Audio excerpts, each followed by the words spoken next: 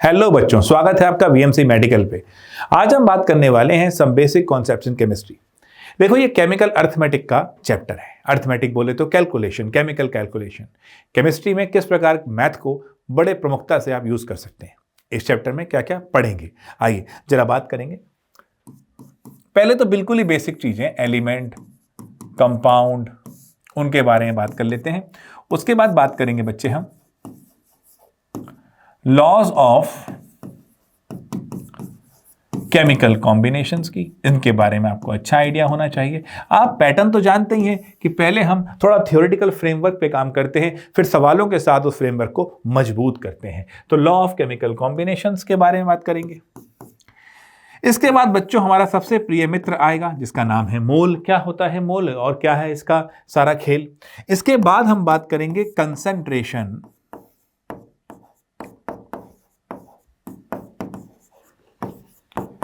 Expressions के विषय में।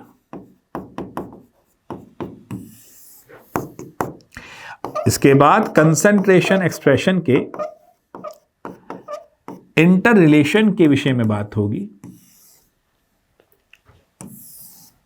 बच्चों इसके बाद आता है वो स्टोइचियोमेट्री, भैया रिएक्टेंट्स के आपस के जो इंटर रिलेशंस हैं, कितना कम कितना ज्यादा, यानी आ जाएगा माहौल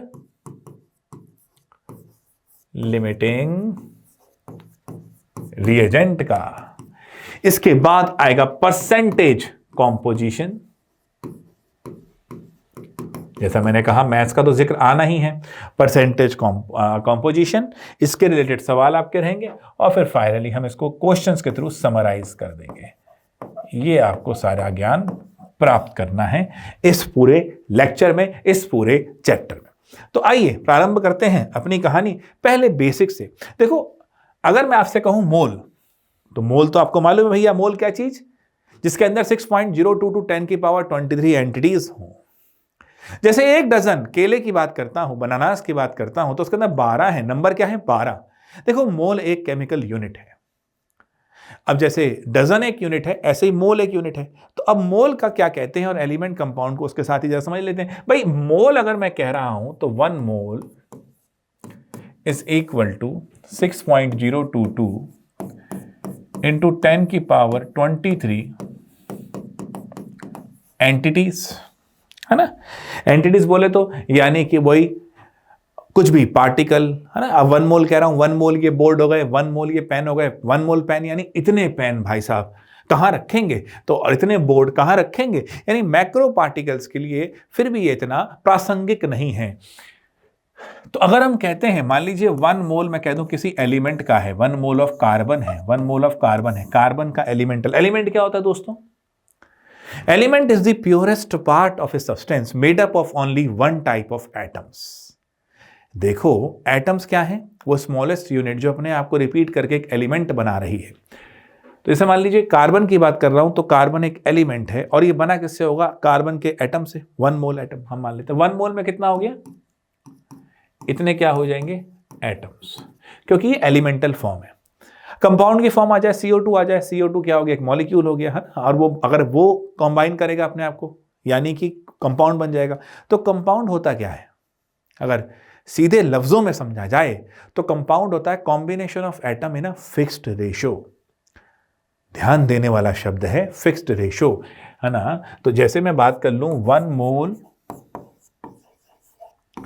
ऑफ CO2, तो मित्रों ये क्या रहेगा? इतने क्या होंगे मेरे पास? Molecules of CO2 in 1 mole. Clear है बात?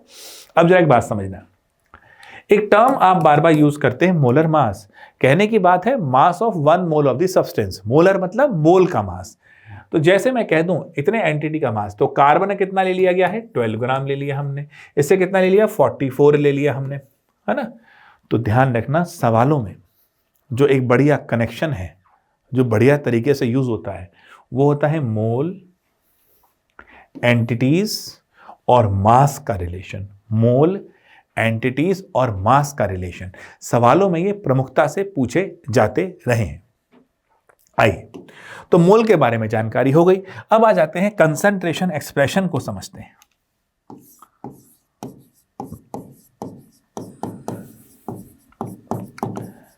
मेरे बच्चे कंसंट्रेशन एक्सप्रेशन की जब आप बात करेंगे तो पहला जानना यही जरूरी है कंसंट्रेशन क्या होती है।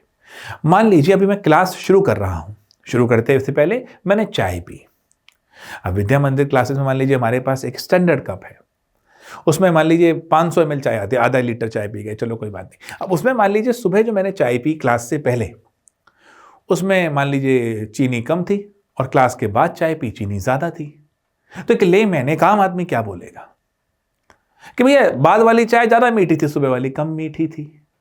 लेकिन हम और अगर रिफाइन करें तो हम बोलेंगे कि बाद वाली चाय में चीनी की कंसंट्रेशन ज्यादा थी, मात्रा ज्यादा थी। तो कंसंट्रेशन अगर सही लफ्जों में समझो तो इसका मतलब है रेशो। जैसे यहां पर चीनी का चाय के साथ एक रेशो था, पहले वाले में कम था, दूसरे वाले में ज्यादा था। तो हम कंसंट्रेशन में क्या देखते हैं, या तो हम देखते हैं जैसे आपने देखा था कि अब इस एग्जांपल से चलते हैं तो आगे बढ़िया रहेगा, है ना, आगे समझ में आएगा। जैसे मान लो अब इसी एग्जांपल के बेस पे हम निकालना चाहें तो एक टर्म आएगी strength.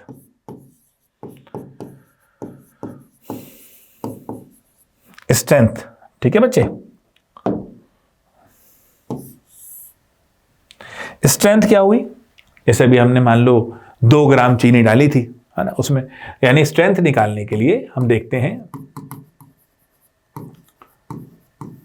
Given mass of solute upon volume of solution in litre, volume of solution in litre, यानी ग्राम्स ऑफ सॉल्यूट, ये ध्यान रखना गिवन मास ग्राम में रहेगा, grams of solute per litre of solution, ये स्ट्रेंथ हो गई। हम बहुत खुश थे, हमने कंसंट्रेशन टर्म निकाल दी, आनंद ही आ गया। लेकिन अब एक समस्या है। अब मान लो कि शाम तक आते आते चीनी खत्म हो गई थी और हमारे जो भाई साहब हैं ओमेन जी, वो चले गए और वो बूरा ले आए। अब उन्होंने रख दिया और बाद में कोई और चाय बनाने आ गए और बूरा और नमक साथ साथ रखे थे, उन्होंने चीनी की जगह पर, बूरे की जगह पर नमक डाल दिया। अच्छा, अब बात तो वही है कि 2 ग्राम पहले पड़ा था मान लो 500 ml में, अब 2 ग्राम पहले चीनी पड़ी थी, अब 2 ग्राम नमक पड़ गया, है ना। तो देखा जाए तो दोनों चाय में कंसंट्रेशन तो सेम ही हो गई सॉल्यूट की, वो 2 ग्राम था 500 ml में, ये 2 ग्राम था 500 ml में, लेकिन वो मीठी चाय थी, ये नमकीन चाय थी, दोनों चाय में फर्क था, है ना। तो इसी तरीके से अगर देखा जाए तो स्ट्रेंथ के साथ एक थोड़ी सी समस्या है कि वो सिर्फ गिवन मास पे और वॉल्यूम पे डिपेंड कर रही है, गिवन क्वांटिटीज पे डिपेंड कर रही है। तो यूनिकनेस कैसे लाएं, ये चीनी वाली चाय और नमक वाली चाय में डिफरेंशिएट कैसे कर पाएंगे। हमने सोचा कि चलो ऐसा करते हैं, जो गिवन मास ऑफ सॉल्यूट है, सॉल्यूट कौन है, चीनी और नमक, तो ऐसा करते हैं इनके मोलर मास से इनको डिवाइड कर देते हैं। तो हमने क्या किया, अब देखो गिवन मास ऑफ सॉल्यूट को मैं ए से रिप्रेजेंट करूंगा, स्मॉल ए से, ताकि बार बार इतना बड़ा लिखना ना पड़े। तो मैंने अब की बार क्या किया, ए को डिवाइड कर दिया उसके मोलर मास से। मोलर मास क्या है मेरे बच्चों, मोलर मास है mass of 1 mole of the substance, है ना, ठीक है। और बाकी तो भाई वॉल्यूम से तो कोई समस्या है ही नहीं, तो वॉल्यूम में तो मैंने कुछ किया ही नहीं, मैंने ऐसे कर दिया, ये volume of solution in litre है, कोई परेशानी तो नहीं। लेकिन ये क्या हो गया सर, ये तो गिवन मास अपॉन मोलर मास हो गया। गिवन मास अपॉन मोलर मास क्या होता है मेरे दोस्त, मोल। तो एक नई एंटिटी आ रही है जिसको अब हमने बोल दिया मोलैरिटी।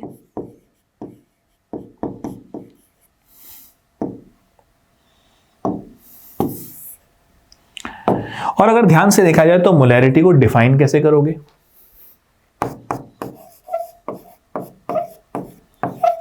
मोल्स ऑफ सॉल्यूट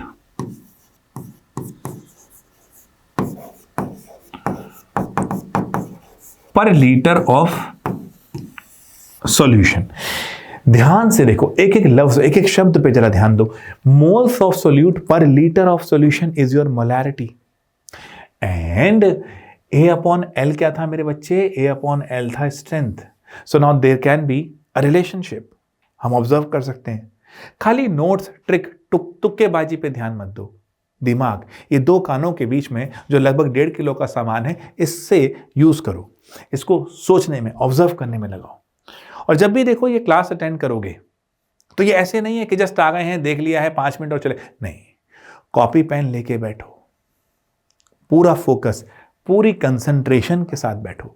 आपकी पूरी मात्रा सोच की, देखने की वो यहां होगी, तो आप बढ़िया सीख पाओगे। अब देखो कितना मजा आ रहा है, ये स्ट्रेंथ हो गया है, तो स्ट्रेंथ अपॉन मोलर मास भी क्या हो गया, मोलैरिटी। तो ये इंटर रिलेशन हो गया। समझ में आ रही है बात? पहली बात तो हमने लिंक क्या किया कि स्ट्रेंथ क्या थी, और स्ट्रेंथ से हमने कहां पहुंच गए, मोलैरिटी पे, की जरूरत क्या थी।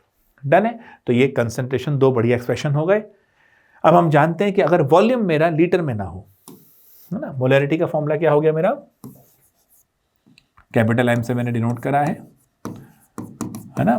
मोलैरिटी क्या रहा मेरा, given mass of solute upon molar mass of solute. अब वॉल्यूम मान लीजिए मेरा लीटर में नहीं है, एमएल में है, तो 1000 से डिवाइड करने का मतलब ऊपर आ जाएगा मल्टीप्लाई होके।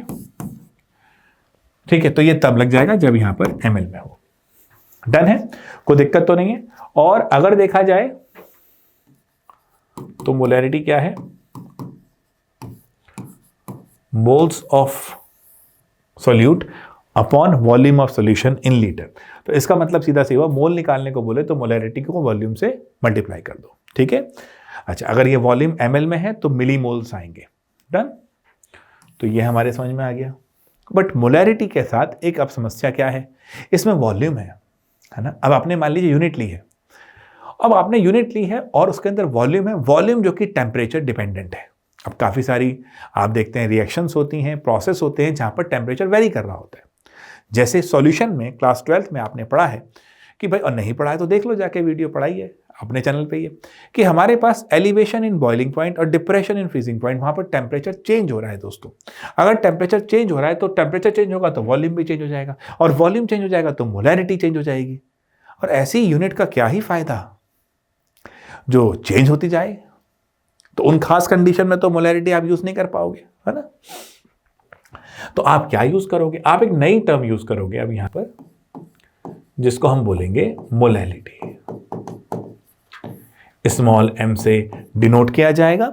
अब देखो समस्या किससे है, ए से समस्या नहीं है, गिवन मास से क्या ही समस्या है, एमएम से समस्या नहीं है, समस्या है वॉल्यूम से। तो हमें इसको तो ऐसे रखे रहने देना है और यहां लेना है बी। अब ये बी क्या चीज है सर, देखो बेटा बी क्या चीज है जरा देख लेते हैं। बी है गिवन मास ऑफ सॉल्वेंट।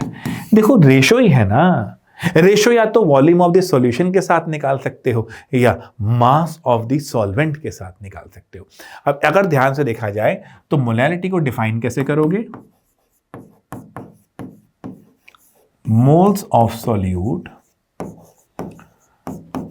पर केजी ऑफ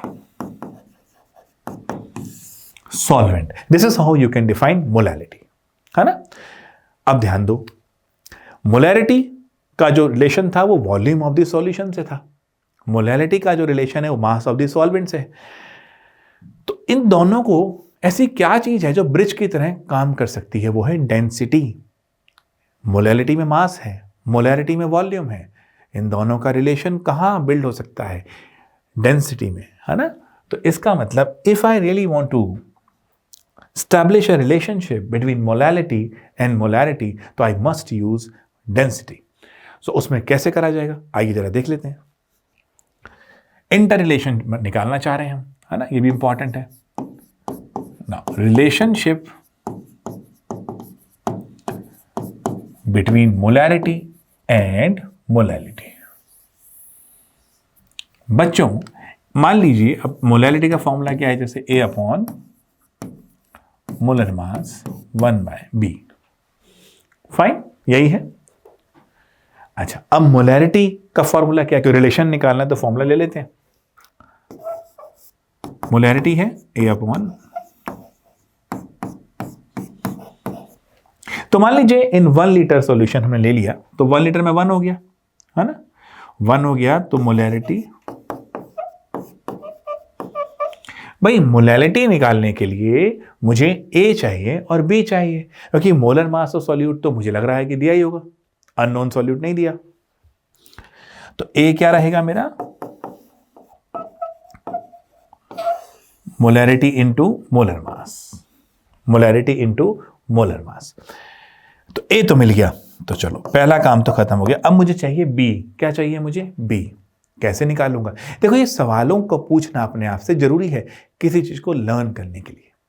मैं फिर कहना चाहूंगा दोस्तों, अगर चीजों को याद करना चाहते हो, अगर सिर्फ रट्टा मारना चाहते हो, है ना, वो नॉर्मल जैसे वन शॉट देखते हो वही करके नोट्स बना के रट्टा मार के डॉक्टर बनना चाहते हो तो भविष्य में आपकी कोई आवश्यकता नहीं है, क्योंकि चैट जीपीटी सुना नहीं है आपने, आपसे बढ़िया डाटा बता देगा।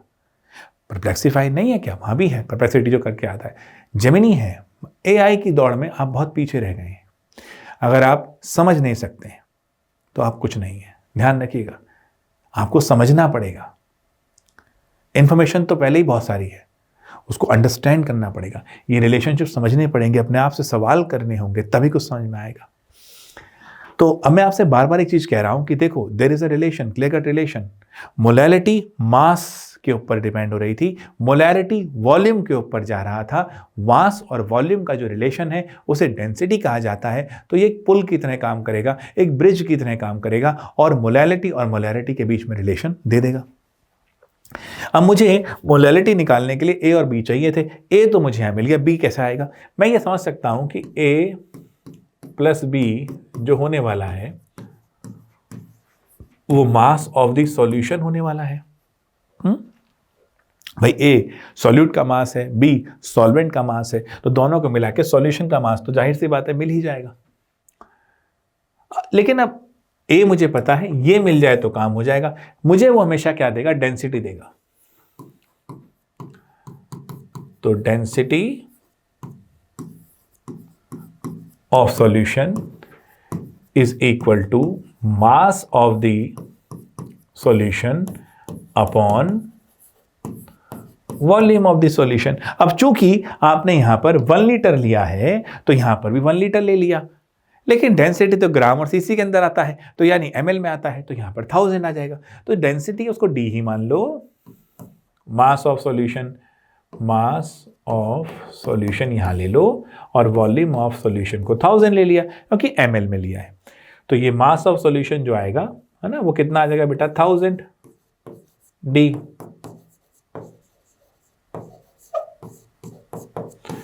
बस अब यहां 1000 डी लगा दो,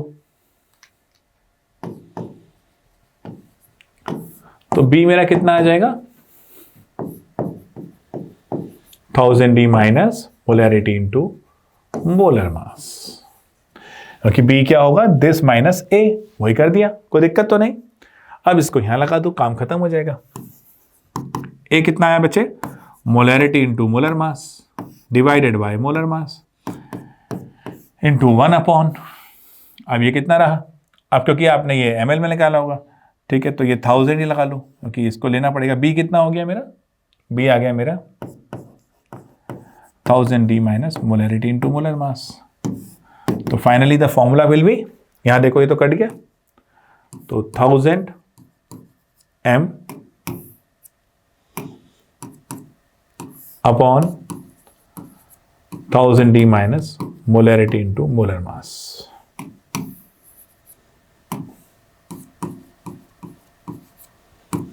तो ये इंटररिलेशन मेरा आता हुआ किसका भला?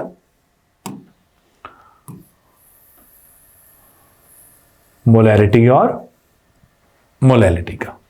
क्लियर है बच्चों? This is how you can derive this expression.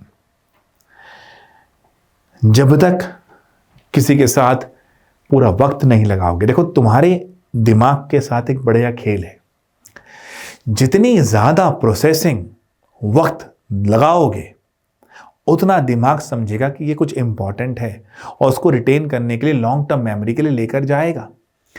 यानी अगर आप प्रैक्टिस कर रहे हैं, डेप्थ में जाके थोड़ा डेरिवेशन को समझ रहे हैं, तो तुम्हारा दिमाग को लगेगा हाँ यार ये कुछ इंपॉर्टेंट है, और फौरी तौर पे याद करे चले जा रहे हैं। टक तुक्का मार दिया, दीवारें रंग दी हैं शीट लगा लगा के, भैया वाह वाह, तबाह हो जाओगे, कुछ नहीं होगा।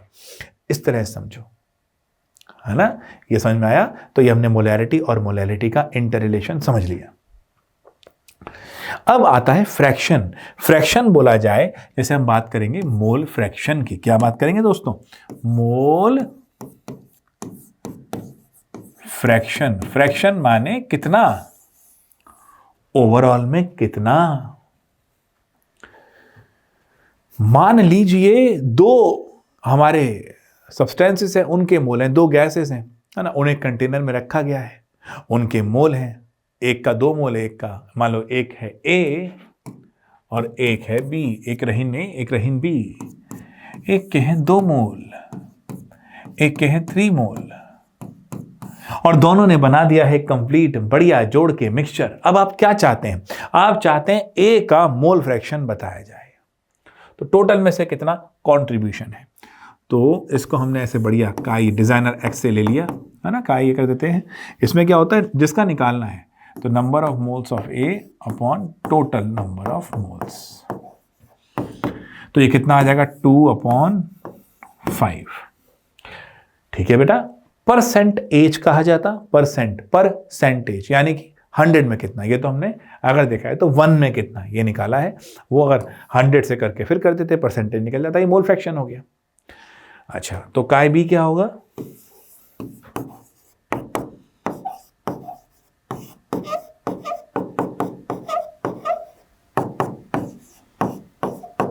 और दोनों मिला के क्या हो जाएंगे, क्योंकि 2 ही का है ना। और अगर किसी को यहां का शक शुबा है तो इन दोनों को जोड़ दो, 1 ही आ गया। अब यहां से क्या चीज पूछी जाएगी? इंटर रिलेशन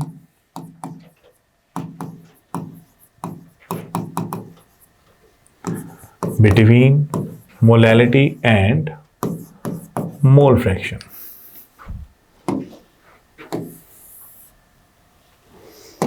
आइए चर्चा करते हैं इस पे।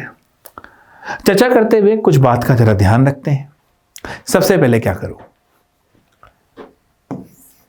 आओ एक थ्रेड बनाते हैं, एक्स बी अपॉन एक्स से लेके चलते हैं, ये N B upon N A plus N B divided by N A upon N A plus N B, और ये तो कट कट आ गए, यानी नेट क्या बचा? थ्रेड चल रही है, थ्रेड होती है ना आज तक, वही है, वही चीज थ्रेड चल रही है। अब यहां से देखो, N B upon N A अगर ध्यान से देखा जाए, एन बी क्या है? बी मान लो सॉल्यूट, ए क्या है? सॉल्वेंट। तो एन बी क्या है? Moles of solute. N A क्या है? Moles of solvent. क्या मैं मोल्स ऑफ सॉल्वेंट को given mass of solvent upon molar mass of solvent लिख सकता हूं? सर बिल्कुल लिख सकते हो। और क्या मैं इसको इस प्रकार भी लिख सकता हूं? बड़ी गजब बात है, लिख सकते हो, है ना। तो इसका मतलब moles of solute upon given mass of solvent आ गया। अरे सर ये तो कुछ आवाज मोलैलिटी की लग रही है। हाँ बिल्कुल ठीक है, बट क्योंकि अभी हमने 1000 का नहीं लिया तो उसमें दिक्कत रहेगी, कोई बात नहीं। इसके बराबर आया ना ये, तो इसको इस प्रकार कर देते हैं, और ये बराबर किसके हो जाएगा बेटा? एन बी ओवर जी ए के हो जाएगा। कोई दिक्कत तो नहीं है, बहुत आसान चीज है, बहुत बढ़िया। अब दोनों तरफ 1000 से कर दो मल्टीप्लाई, क्लियर बात। तो अब बच्चों ये क्या निकल के आया? ये क्या निकल के आया? ये आ गया मोलैलिटी, और ये क्या आ गया जी बेटा? दोनों मोल फ्रैक्शन। अब मान लो काई से चाहिए तो ऊपर क्या कर दो? ऊपर क्या कर दो? 1 माइनस काई, आ जाएगा आराम से रिलेशन। तो this is the inter relation between these two. ध्यान से देखें, है ना, वीडियो को थोड़ा आराम आराम से देखें, आराम से इसको चलाएं, कोई जल्दीबाजी नहीं है, दिमाग में बिठाएं। ये जितना अच्छा होगा आगे आपके लिए उतना ही मजा रहेगा। तो आई होप यहां तक क्लियर है। तो ये इंटर रिलेशन हो गए। अब हमने बात करनी है, जैसे हम बात करते हैं लॉज ऑफ केमिकल कॉम्बिनेशन की, तो प्रमुखता से देखा जाए, वैसे भी क्वेश्चंस में आ जाएंगे, ज़्यादा बेटर समझ में आ जाएगा। तो law of conservation of mass given by Lavoisier, that is what? Mass of the reactant is equal to mass of the product, है ना।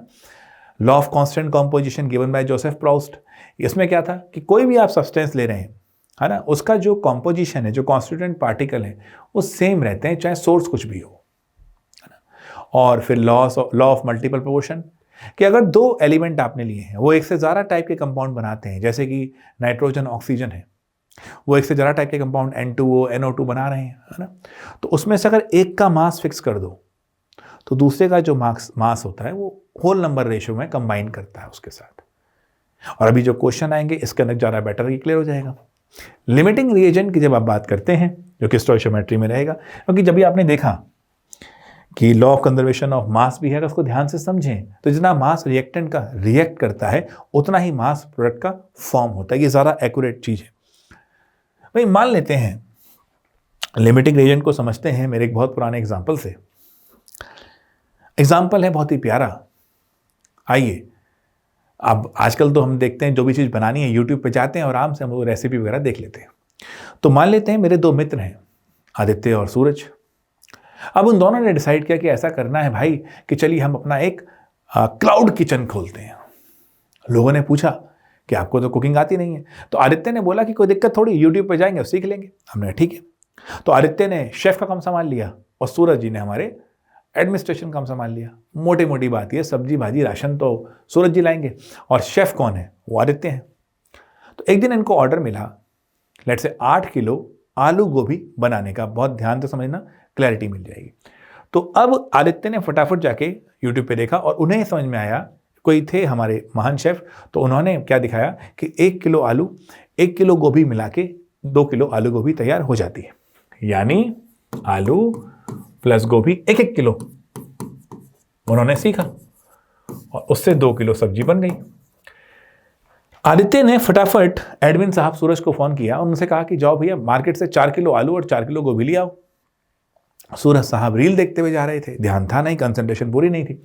तो सूरज साहब जो ले आए तो उसमें से उन्होंने क्या करा, 5 किलो तो वो ले आए आलू और 3 किलो ले आए गोभी। अच्छा, आदित्य साहब ने अलग अलग जगहों पर एक ब्लॉक में रख दिए आलू, एक में रख दी गोभी और सब्जी बनानी शुरू कर दी। अब आदित्य साहब ने पहले 1 किलो आलू लिए, 1 किलो गोभी ली, 2 किलो सब्जी तैयार हो गई। ठीक है, मतलब 1 किलो लिए माइनस होते जा रहे हैं, 1 लिए 2 किलो तैयार हो गई। फिर 1-1 लिया, फिर 2 किलो तैयार हो गई। अब सब्जी कितनी बन चुकी है, 4 किलो। फिर लिया 1 किलो ये 1 किलो ये 2 किलो और बन गई। सब्जी कितनी बन चुकी है, 6 किलो। फिर लिया 1 किलो आलू, लेकिन अब गोभी खत्म हो चुकी है, तो हमारी 8 किलो आलू गोभी नहीं बन पाई। किसकी वजह से नहीं बन पाई, जितना डिजायर था ना गोभी का, 4 किलो के लिए 4 किलो गोभी चाहिए थी, 5 किलो के लिए 5 किलो गोभी चाहिए थी, लेकिन नहीं थी, डिजायर से कम थी, 3 किलो ही थी। तो जो भी रिएक्टेंट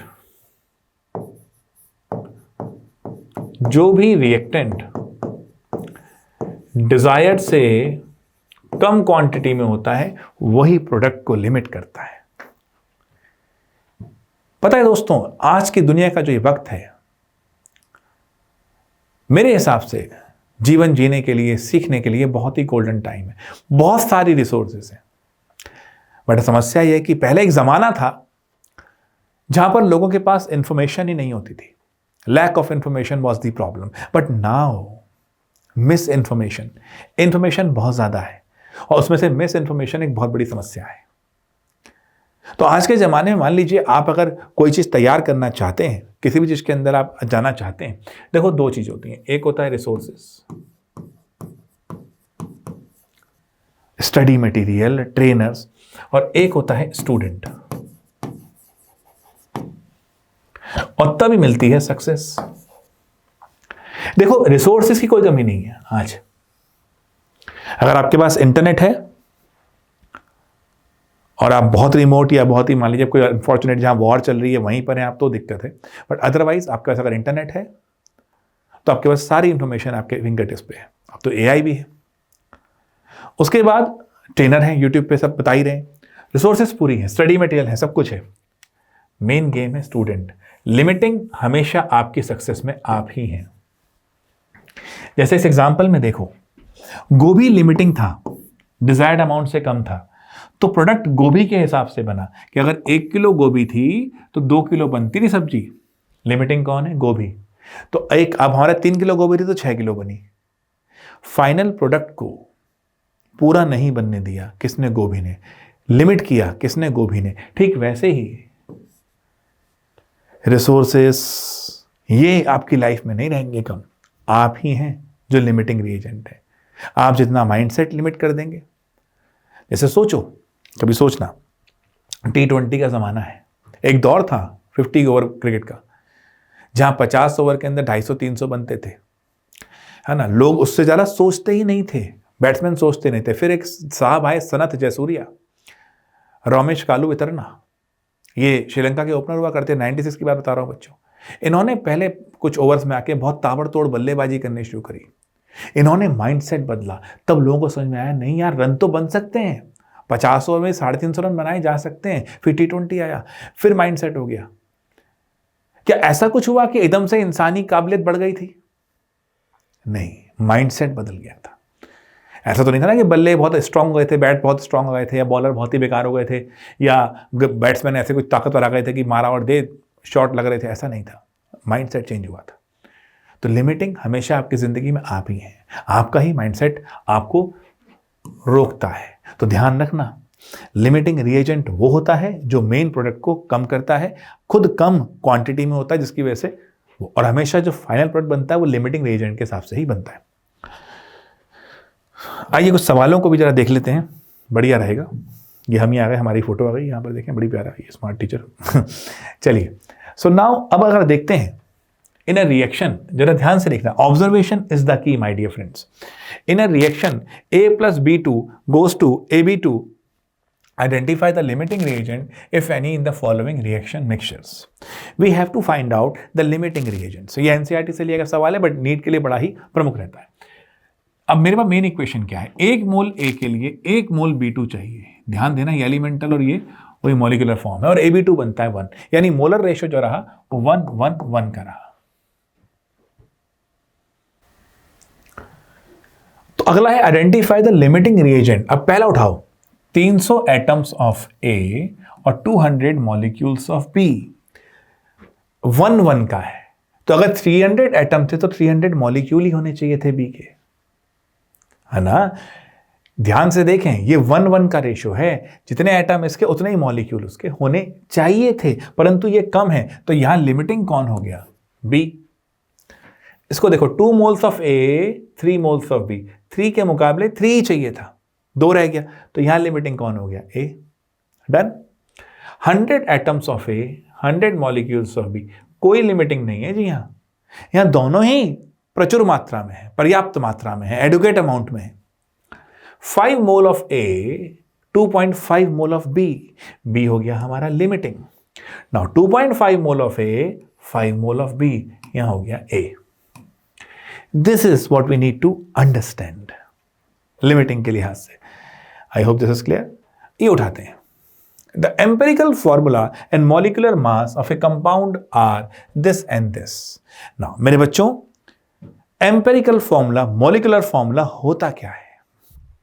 आइए इसको भी देख लेते हैं। मैंने कहा ना, सवालों के माध्यम से भी हम कर लेंगे।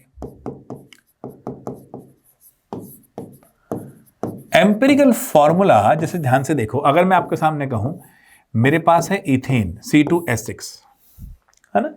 C2H6 हम कहते हैं, हम जानते हैं इथेन का मॉलिक्यूलर या केमिकल फॉर्मूला है।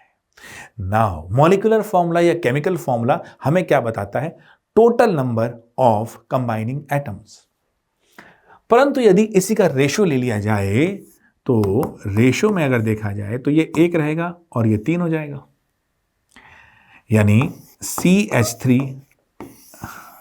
ये हमारा ऐसा फॉर्मूला है जो ratio of the combining atoms बताता है। तो इसे कहा जाएगा एम्पिरिकल फॉर्मूला।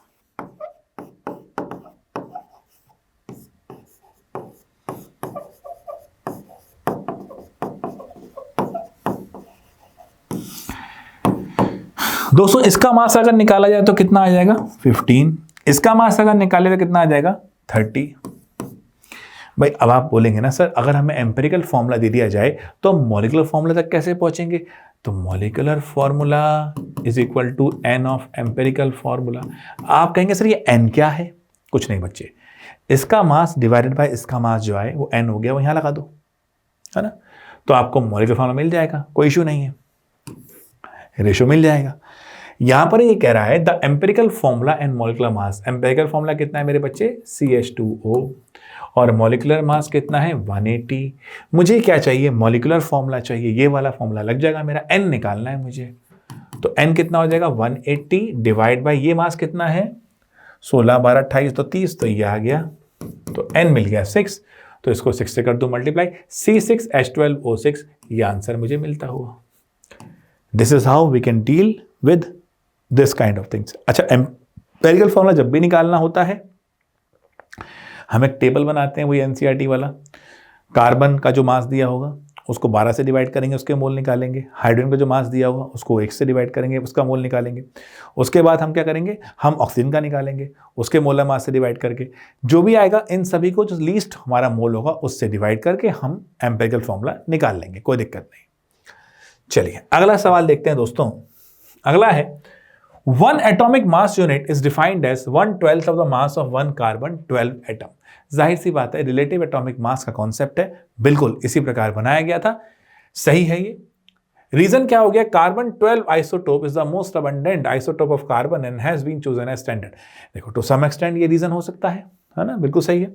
तो both A and R are true and R is the correct explanation of A, ये मोस्ट अप्रोप्रिएट है। अगला है, combustion of 16 gram of methane gives 18 gram of water। पहले तो हम combustion reaction लिख लेते हैं। CH4 plus O2 CO2 plus, किसी भी हाइड्रोकार्बन को अगर आप बर्न करते हैं तो कार्बन डाइऑक्साइड और वाटर मिलता है। अच्छा, इसके लिए याद है इडियोमेट्री के अंदर एक हम स्केलेटल इक्वेशन लिखते थे, उसका जानना जरूरी है, आपको सवालों में मदद करेगा। वो क्या है आइए जानते हैं। CX HY plus X plus Y/4 O2 X CO2 Y/2 H2। अब आप कहेंगे सर ये कैसे बना दिया, बहुत सिंपल है। देखो ये यहां पर 1 था, ये 4 है, तो x कितना था बेटा 1, 4 कितना था y, है ना। तो ये 1 था तो यहां 1 मोल आया था, तो ऐसे ही अगर x है तो यहां x मोल CO2 है। बहुत सीधी सी बात है, बहुत काम आपका आसान हो जाएगा। तत्पश्चात देखो जरा, यहां पर अगर मैं इसको बैलेंस करने लगूं तो ये क्या बनेगा, यहां पर 2 लग जाएगा, यहां पर 1 है ही, और ये कितना हुआ 2 और 2 4, तो यहां पर मैं क्या कर दूंगा 2 से कर दूंगा मल्टीप्लाई। x कितना था मेरा 1, y कितना था मेरा 4, 4/4 1, 1 1 + 2 2 आ गया। ठीक है, और यहां पर देखो बिल्कुल बिल्कुल वैसे ही आया। तो this is my skeletal equation which you can use in further problems. तो यहां पर तो मीथेन की बात करी है, तो ये कहता है हमारे को 18 ग्राम मिलेगा 16 ग्राम से। देखो 16 ग्राम इसका मोलर मास है, यानी mass of 1 mole of CH4 कितना है 16 ग्राम। यानी अगर देखा जाए तो गिवन सिचुएशन में मुझे मीथेन का 1 मोल दिया हुआ है। अगर मीथेन का 1 मोल दिया हुआ है तो 2 मोल वाटर बनना था, और 2 मोल वाटर कितना हुआ 36 ग्राम, यहां दिया 18 ग्राम, तो ये सरासर गलत है ना। In the combustion of methane water is one of the product, ये सही है। तो A is false, R is true. Clear है बच्चों। Next, the law of multiple proportion is illustrated by which pair of compound. So जैसा मैंने आपसे कहा था क्वेश्चन में आ ही जाएगा कुछ ना कुछ, तो हम बता देंगे। तो मैंने आपको थ्योरी बताई भी थी इसकी।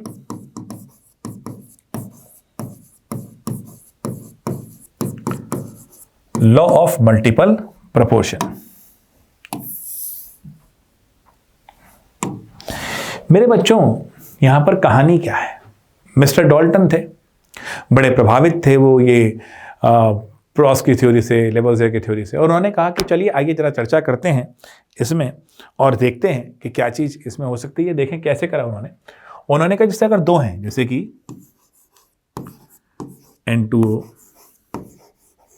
NO2 और ले लो चलो N2O4। अब उन्होंने कहा यहां पर मास का रेशो लो, 28 इसका हो रहा है, 16 इसका है, 14 इसका है, 32 इसका है, 28 इसका है, 64 ये है ना। अब इसमें से एक का मास कांस्टेंट कर दो, जैसे कि 28 है इसको भी 28 कर दो। नाइट्रोजन का मास कांस्टेंट ले लिया, इसको भी 28 करा, इसको 28 करा, तो ये कितना हो जाएगा 64। फिक्स मास है, इसको हटा दो। इनका रेशो ले लो, 16 ratio 64 ratio 64 1 whole number ratio आ रहा है, मतलब इस वाले सेट पर law of multiple proportion valid है ना। तो यानी 2 एटम हैं और वो एक से ज्यादा टाइप के कंपाउंड बना रहे हैं, एक का मास कांस्टेंट कर दो, दूसरे का मास फिक्स्ड होल नंबर में आना चाहिए। Law of multiple proportion is illustrated by which pair of compound. सबसे पहले ऐसे सवालों में देखना कि कौन सा ऐसा सेट है जिसमें 2 से ज्यादा एटम यूज हुए हैं। Sodium chloride and sodium bromide, यहां पर सोडियम है, क्लोरीन है और ब्रोमीन है। इसका मतलब यह है कि यहां पर नहीं लग सकता, क्योंकि लॉ ऑफ मल्टीपल प्रोपोर्शन के लिए 2 ही एटम की बात होगी। वाटर एंड हैवी वाटर, ये भी सेम केस हो गया, क्योंकि H2O एंड D2O, तो यहां भी नहीं ले सकता। Sulphur dioxide and sulphur trioxide, जाहिर सी बात है मित्रों यहां हो जाएगा, क्योंकि यहां सल्फर और ऑक्सीजन ही है। Magnesium hydroxide and magnesium oxide में HMG और O आ गया, ये भी नहीं है, तो तीसरा ऑप्शन मेरा करेक्ट होता हुआ। This is how you can approach this sort of problems. Now, which of the following statement is correct about the reaction given below? Now, this is my reaction, 4Fe plus 3O2 goes to 2Fe2O3. Now, total mass of iron and oxygen in reactant, total mass of iron and oxygen in reactant is equal to total mass of iron and oxygen product. Therefore, it follows law of conservation of mass. बिल्कुल सही है, given by Lavoisier. Total mass of reactant, therefore law of multiple, ना law of multiple थोड़ी था, ये conservation of मास था, ये कुछ मतलब ही नहीं है ना। तो इसका मतलब ऑप्शन ए हमारा करेक्ट होता हुआ। फिर भी ध्यान रखना, लॉ ऑफ कंजर्वेशन ऑफ मास क्या है?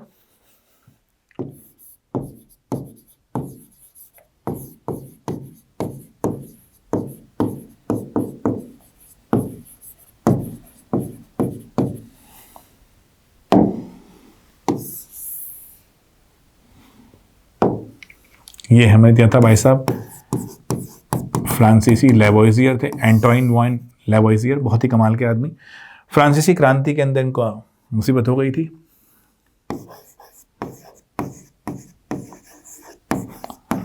और इन्होंने बहुत ही सोफिस्टिकेटेड तरीके से mass of the product is equal to mass of the reactant,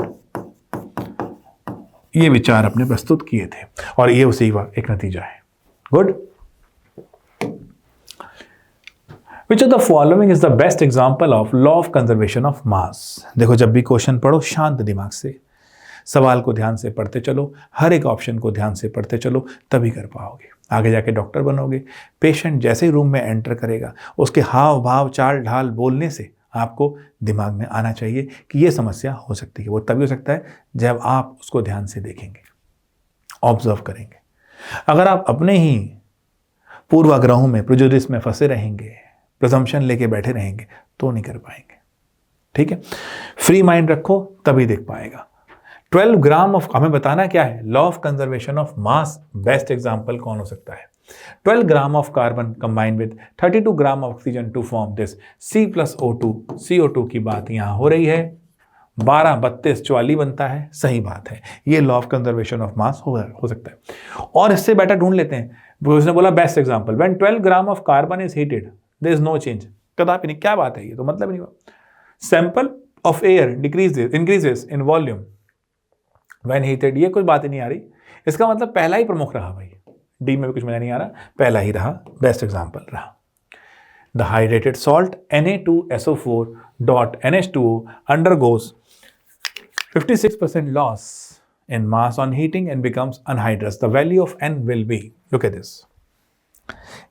इस वीडियो को यहाँ रोक के सवाल को ट्राई करने की कोशिश करना, आराम आराम से करोगे तभी बढ़िया रहेगा।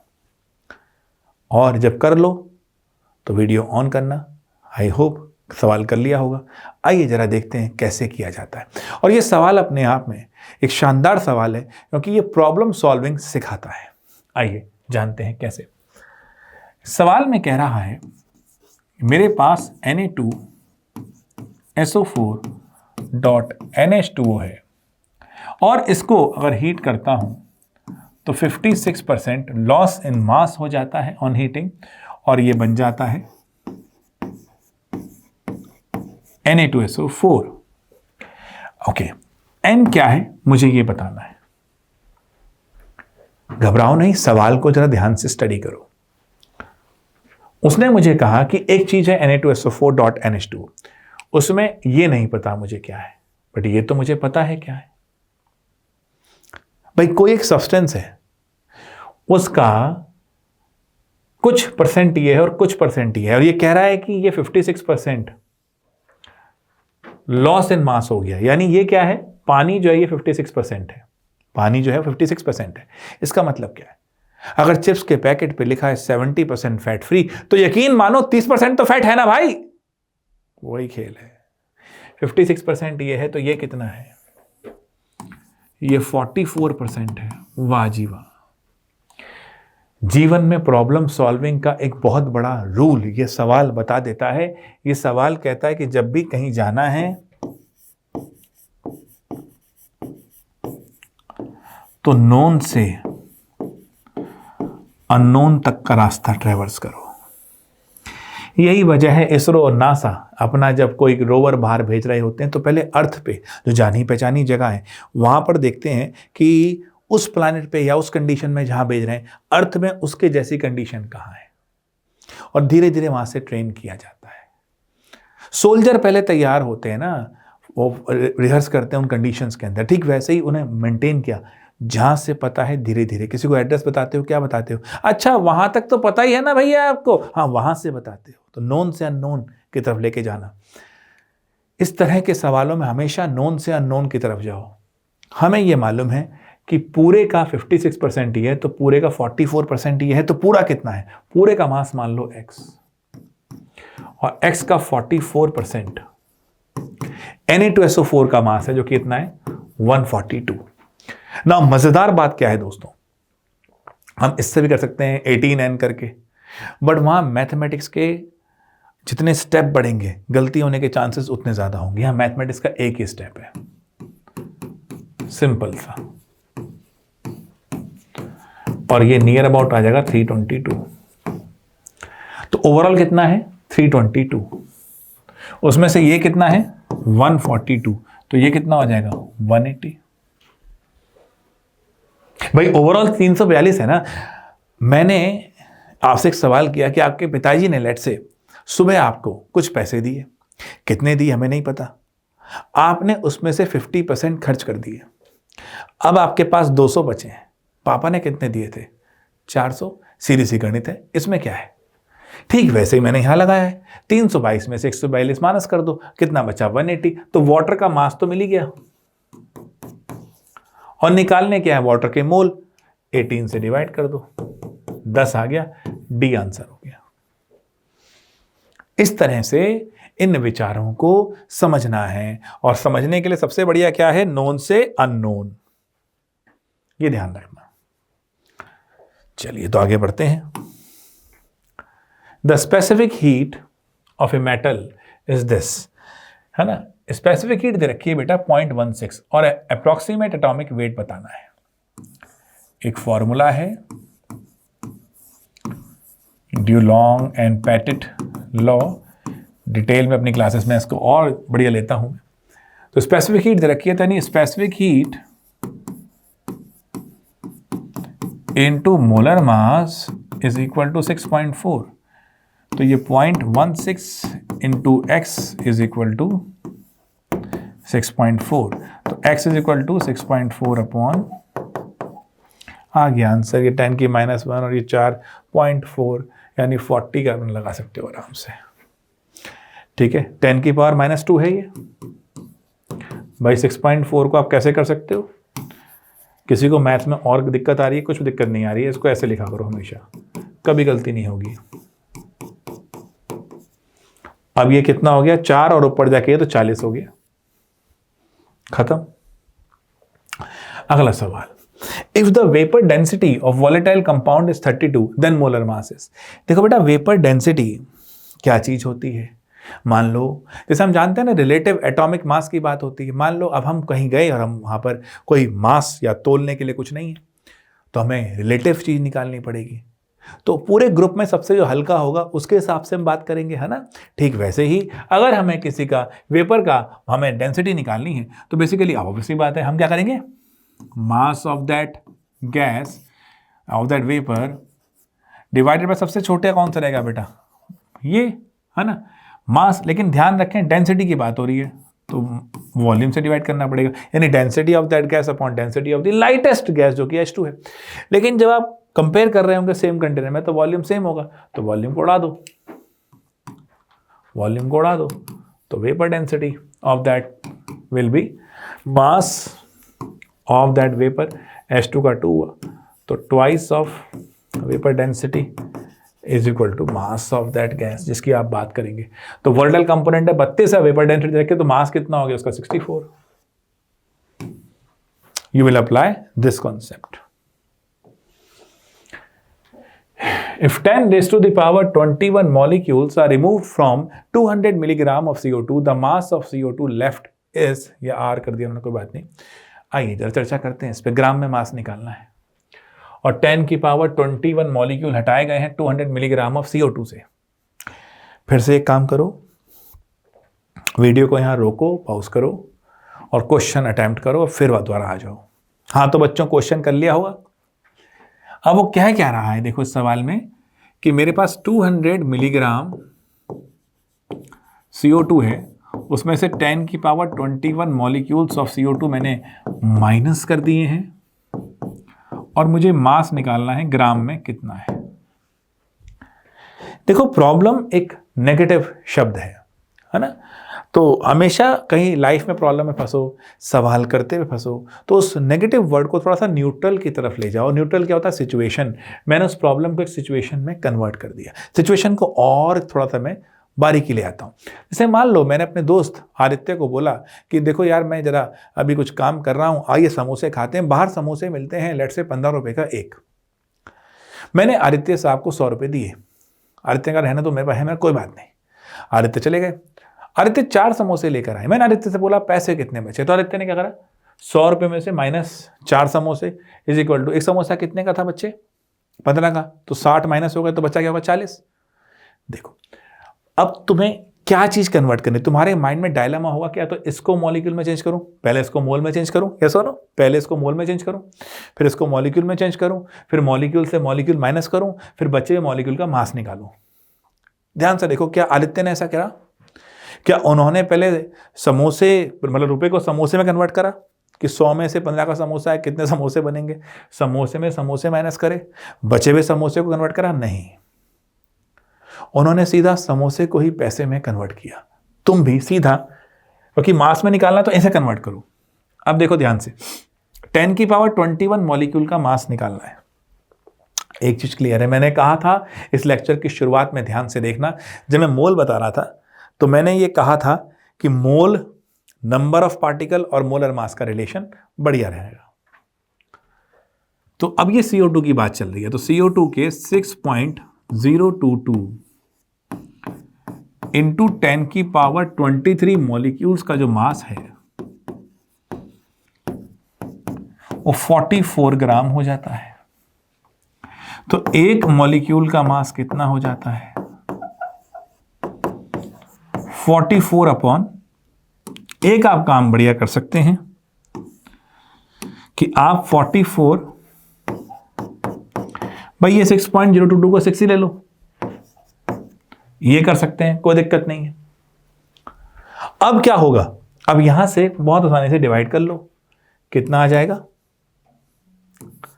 7.33 इंटू 10 की पावर -23। ठीक है बच्चों, अब 10 की पावर 21 मॉलिक्यूल में कितना होगा?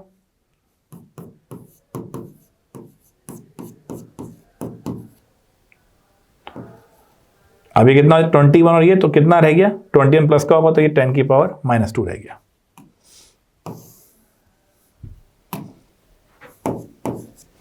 डन है, कोई दिक्कत तो नहीं। अब देखो बच्चों, बड़ी मजे की बात, तो ये 10 की पावर 21 मॉलिक्यूल का मास आ गया। ये कितना था? 200 मिलीग्राम, वो कितना हो गया? 7.33 इंटू 10 की पावर -2 ग्राम। -2, ये मिलीग्राम है, ये ग्राम है। अगर मैं इसको 73.3 कर दूं तो अपने आप ही क्वेश्चन बन रहा है। देखो 10 की पावर -3 हो जाएगा तो मिलीग्राम हो जाएगा, तो इतना हुआ।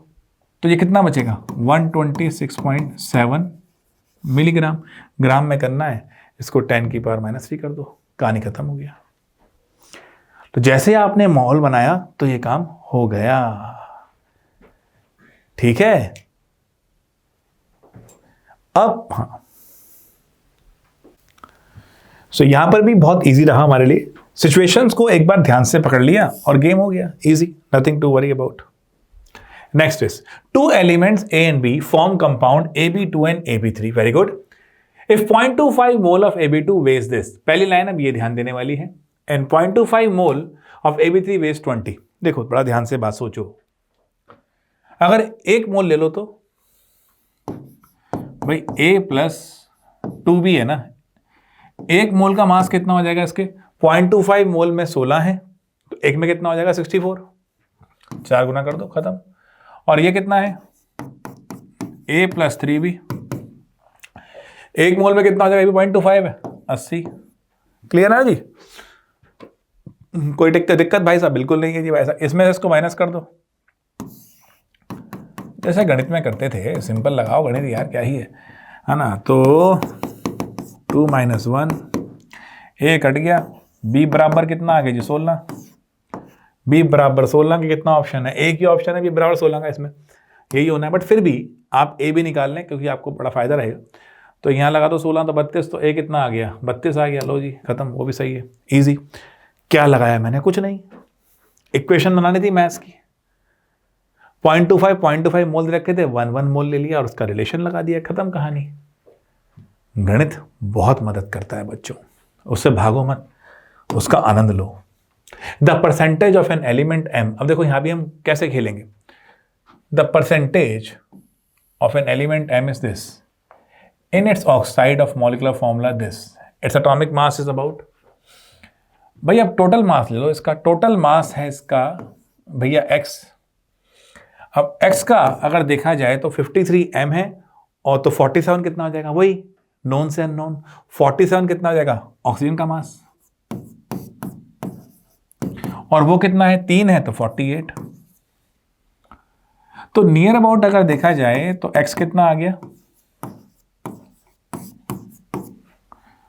है ना, तो लगभग अगर देखा जाए तो 100 ही आ गया, और 100 ही आ गया अगर, और 100 आ गया तो ये मतलब लगाओ 53 से थोड़ा सा ज़्यादा होगा, 53 से थोड़ा ज़्यादा, 53 से थोड़ा सा ज़्यादा, और उसको 2 से डिवाइड कर लिया 27 आ गया, सबसे बढ़िया आंसर रहा.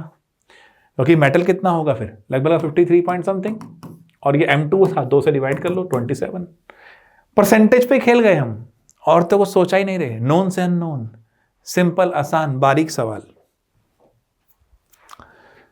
What the mass of 1 gram atom of Na?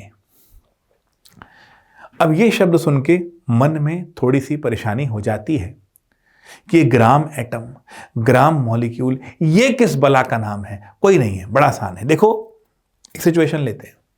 मैंने बच्चों तुमसे कहा कि भाई 32 ग्राम 32 ग्राम ऑक्सीजन में कितना मोल है ना, कुछ नहीं बोला 2, कुछ नहीं बोला 1, क्या कोई गलत है क्या. मैंने ऑक्सीजन कहा था, तो कुछ बच्चे तो 32 डिवाइड बाई 16 कर देंगे क्योंकि उन्होंने O ले लिया. अब O2 भी ऑक्सीजन ही है, यहां हो जाएगा 2, यहां हो जाएगा 1, तो दोनों ही अपनी अपनी जगह सही है. इसी मुसीबत को दूर करने के लिए यह तय हुआ कि मोल को अब 2 पार्ट में ले लो, ग्राम एटम और ग्राम मॉलिक्यूल. सही है.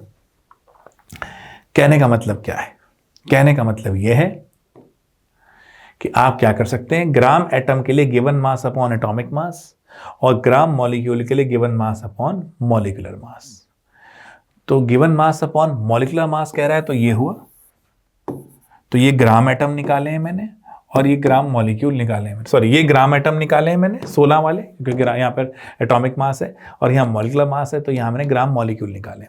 तो अगर ग्राम मॉलिक्यूल कहूँगा तो 1 आ गया, और ग्राम एटम कहूँगा तो 2 आ गए. तो 1 ग्राम एटम कह रहा है तो सोडियम का मास चाहिए 23 ग्राम आ गया, एटॉमिक मास चाहिए. ये तो खैर था ही आसान, वो तो डाई वाले के लिए दिक्कत थी. अगला सवाल है, calculate the mass of sodium acetate required to make 500 ml of 0.375 molar aqueous solution. Okay, इसका मास चाहिए, इतने ml और इतने मोलर है. कितना ही आसान सवाल है, कितना ही आसान. Molarity given mass upon molar mass in 2000 by V होता है. क्योंकि ml में कह रहा है तो 1000/V करा। ये मोलैरिटी दे रखी है, ये वॉल्यूम दे रखा है, ये मोलर मास दिया हुआ है, गिवन मास निकालना है। तो धांसू सवाल है ये। हाँ देखो आते हैं डायरेक्ट सवाल में, वही तो कह रहा हूं, देखो आया हुआ है ये A हो गया, ये 82 हो गया, और ये कितना हो गया 1000 हो गया, ये कितना है 500, ये 2 हो गया, ये 41 तो 41, ये A आ गया। तो 41 का लगभग अगर देखा जाए तो ये 0.375 4 के हिसाब से आ गया। तो 4 चौक 16, 16 में थोड़ा सा कम, तो ये ऑब्वियसली इसके आसपास D आ गया ये। If the concentration of glucose in blood is this much gram per liter, पहली लाइन कह रहा है if the concentration of glucose in blood इतने ग्राम पर लीटर। दोस्तों तो बता सकते हो ये क्या दिया हुआ है? हमने बात करी है कंसंट्रेशन एक्सप्रेशन में बात की है, ये क्या दिया हुआ है?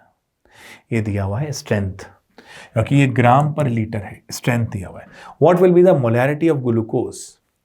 तो देखो ध्यान से, मोलैरिटी निकालनी है, 0.9 ग्राम पर लीटर दिया हुआ है, मोलर मास है इसका 180, खत्म हो गई कहानी। ठीक है, तो अगर वैसे भी करो तो ये लगभग कितना 0.005 के आसपास आ गया, खत्म। Calculate the molarity of 49% aqueous H2SO4 having density this.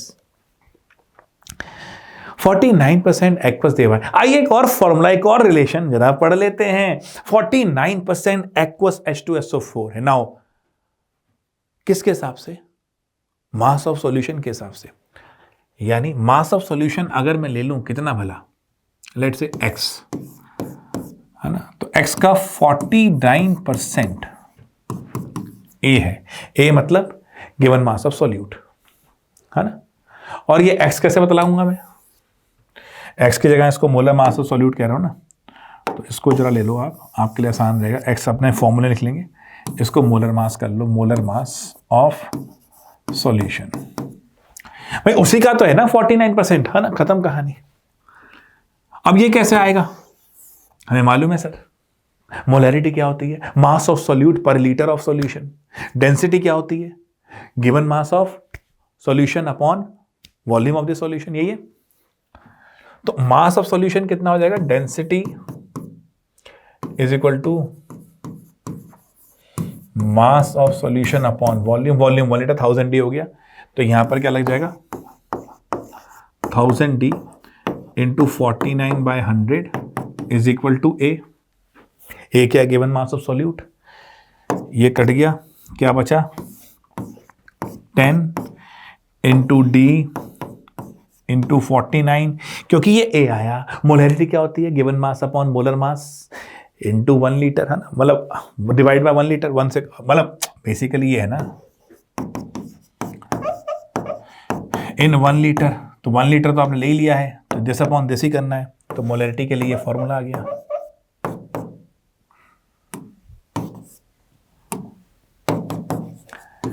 इस फॉर्मूले को आगे जाके बोलेंगे आप, molarity is equal to 10xD upon molar mass, where x is what percentage, दे ही रखा है, कर लो। 10 इंटू 49 इंटू 1.2 अपॉन 98, तो ये 2 हो गया, ये 5 हो गया, तो ये तुम्हारा 1.2 इंटू 5 12×5 60 का 0.6 हो गया। क्लियर है? और तो कुछ नहीं कट रहा। 49 से 2 5 और ये ठीक है, 12 1.2 नहीं 0.6 नहीं 6 हो गया। ओके 1.2 इंटू 5 है ना, तो 12×5 60, पॉइंट लग गया 6.0, 6 मोलर आ गया। डन। अगला सवाल, 2.76 ग्राम ऑफ सिल्वर कार्बोनेट यानी Ag2CO3, और कितना दिया है ये? सवालों को ध्यान से देखो कैसे करना है, कैसे पकड़ बनानी है। Now, the atomic mass of Ag is 108, okay? On being strongly heated, yields a residue. Now, what we need? Mass of the residue. Residue मतलब बोले तो ये जाएगा 2Ag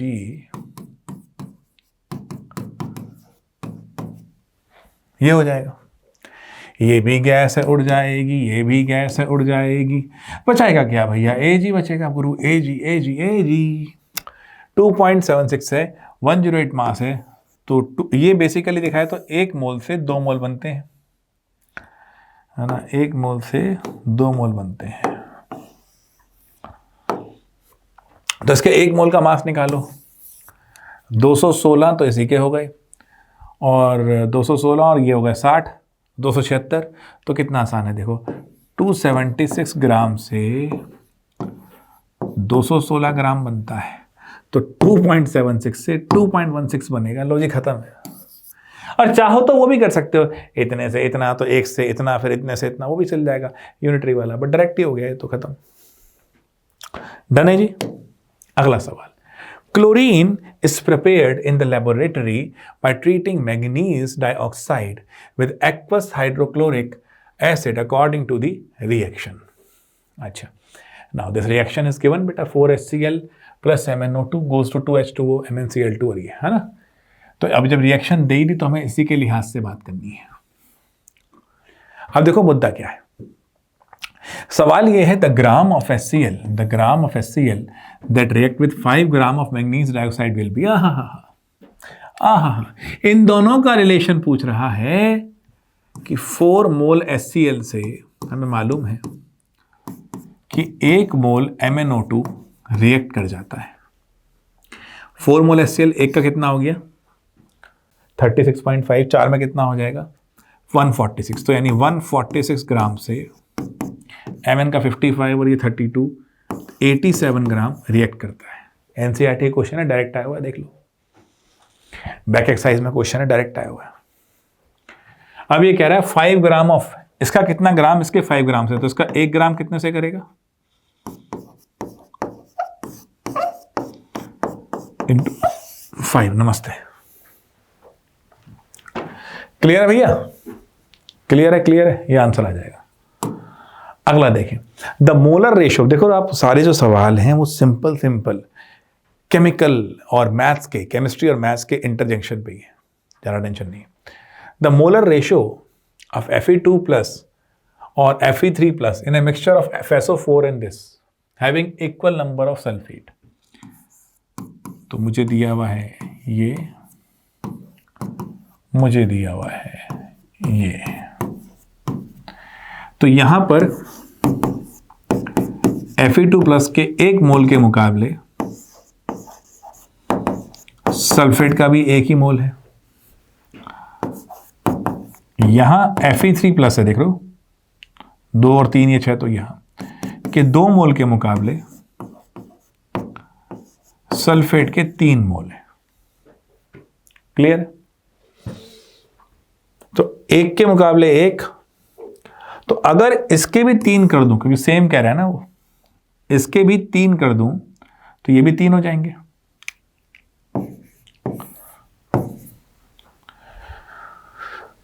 है ना, तो 3 के फिर 3 हो जाएंगे। तो अब किसके पूछ रहा है, बोथ Fe2+ अपॉन Fe3+, तो 3 और 2, 3:2 का रेशियो आ गया, खत्म। 1 mole of carbon atom weighs 12 gram, कमाल की बात बताइए। The number of atoms in it is equal to mass of carbon दे रखा है, नंबर ऑफ एटम बताने हैं। अरे बड़ा आसान है भाई, 12 को इससे डिवाइड कर दो, ये तो सिंपल ही एवोगैड्रो नंबर कॉन्सेप्ट होगा। 2020 में देखो आया है सवाल, क्या ही सवाल आया है, 12 को इससे डिवाइड कर दो आ जाएगा, तो 10 की पावर 23, 6 इंटू 10 की पावर 23 आता हुआ यही आ गया लगभग। एवोगैड्रो नंबर की डेफिनेशन देख रहे हो। तो अगर तुम थॉट को थोड़ा सा इतना डेप्थ में इतना अच्छा ले जाओगे तो पेपर वो बहुत लेवल से यार डिफिकल्ट करता भी नहीं है। Which one of the following has maximum number of atom? किसमें मैक्सिमम नंबर ऑफ एटम होंगे? आप देख रहे हैं कि यहां पर गिवन मास और मोलर मास दिया हुआ है, तो जाहिर सी बात है जिसके मोल ज्यादा होंगे, और मोल क्या होता है, given mass upon molar mass. तो जिसका गिवन मास ज्यादा हो और मोलर मास कम हो, उसी के मोल ज्यादा होंगे। गिवन मास सबका सेम है, तो मोल किसके ज्यादा होंगे, जिसका मोलर मास सबसे कम हो। अब आप देख रहे हैं सबसे कम किसका है, लिथियम का, तो सी आंसर हो गया, क्योंकि उसी के मैक्सिमम नंबर ऑफ मोल होंगे और उसी के मैक्सिमम नंबर ऑफ एटम होंगे। कमाल की बात है, 2020 में पूछा गया, डायरेक्ट एनसीईआरटी से है, फर्स्ट चैप्टर का बैक एक्सरसाइज देखो, वहां गिवन है ये। Which one of the following reaction is the metal displacement reaction? Choose the right option. 10th का सवाल आ गया तो 2021 में देख रहे हैं मेटल डिस्प्लेसमेंट। यहां तो लेड नाइट्रेट ही ब्रेक हो रहा है, डिकम्पोजिशन ही है, यहाँ पर KClO3 तो ये टूटना ही है, यहाँ क्रोमियम और एल्यूमिनियम के बीच में डिस्प्लेसमेंट है, तो ये हो गया, यहाँ नहीं है, तो सी हो गया answer. If 1 molar solution that contains 0.5 mole of a solute, there is, अच्छा, वॉल्यूम ऑफ मतलब ग्राम ऑफ सॉल्वेंट बताना है। ध्यान से देखो, मोलैलिटी का फॉर्मूला क्या था, मोल्स ऑफ सोल्यूट पर केजी ऑफ सॉल्वेंट, तो ये हो गया, है ना, कोई दिक्कत तो नहीं। बी बताना है मुझे, बी बताना है, और ये ग्राम में दिया हुआ है तो 1000 लग जाएगा। मोलैलिटी 1 दी हुई है, ये 0.5 दिया हुआ है, और बी के बारे में बताना है, तो बी इधर गया तो ये कितना आ गया, 500 ही आ गया, 500 ml आ गया। क्लियर है, क्योंकि 1000 को से 500 ml, और वैसे देखो यहाँ 500 करोगे अगर तो ये 2 हो जाएगा, ये 0.5 है तो 1 आ जाएगा आंसर, सीधा है। Match the list 1 with the list 2. 4.48 liter of O2 at STP. बेटा मोलर वॉल्यूम क्या होता है, 22.4 लीटर 1 मोल के बराबर होता है एट STP। तो 4.48 लीटर है O2 का,